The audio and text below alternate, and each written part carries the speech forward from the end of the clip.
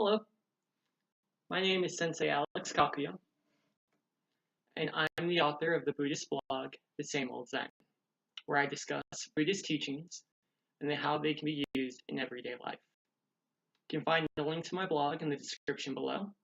Also, please feel free to leave comments. I love to hear from you. And don't forget to subscribe. That way you'll be notified each time I post a new video.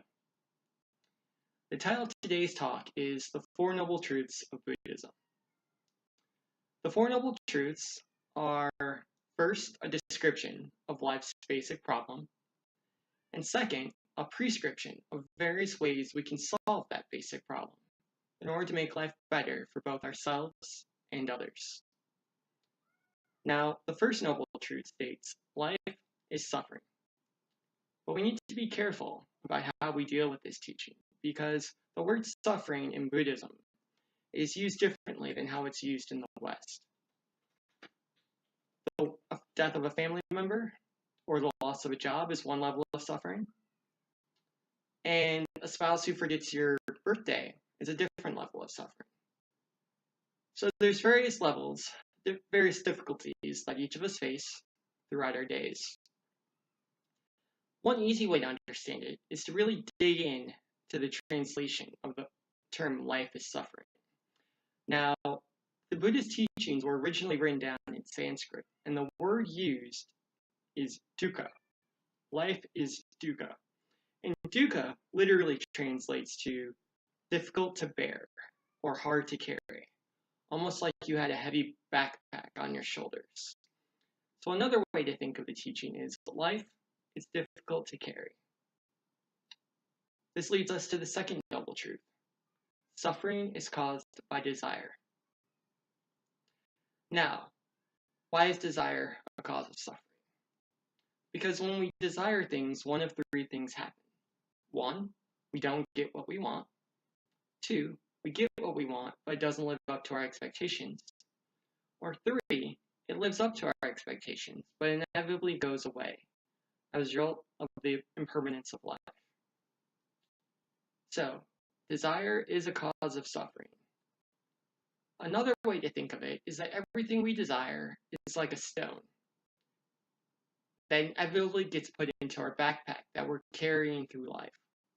And the more we desire this thing, the more we hold on to it, the heavier it becomes. So if we desire a lot of things, our pack becomes very heavy, life becomes very difficult and filled with suffering. That's why the Buddha and his monastics were the first minimalists. They had 2 robes and a begging bowl. They didn't have families, and they didn't have permanent abodes, because they wanted as little as possible in their backpacks. They didn't want to be tied to the phenomenal world. Now, I'm not a monastic, and chances are you aren't either, but we can still use Buddhist teachings to make our lives and the lives of those around us better.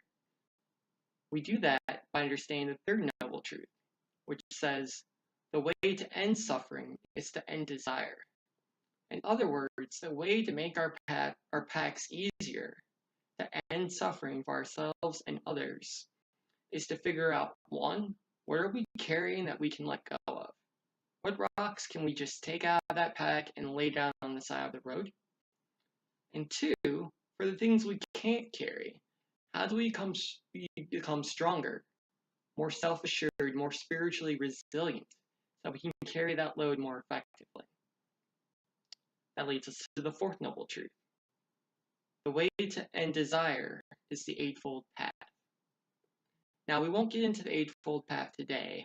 What I want to do is devote one video to each portion of the path. But essentially, to give you a tidbit, what Buddha does is he divides our lives into 8 portions: right livelihood, right concentration, etc.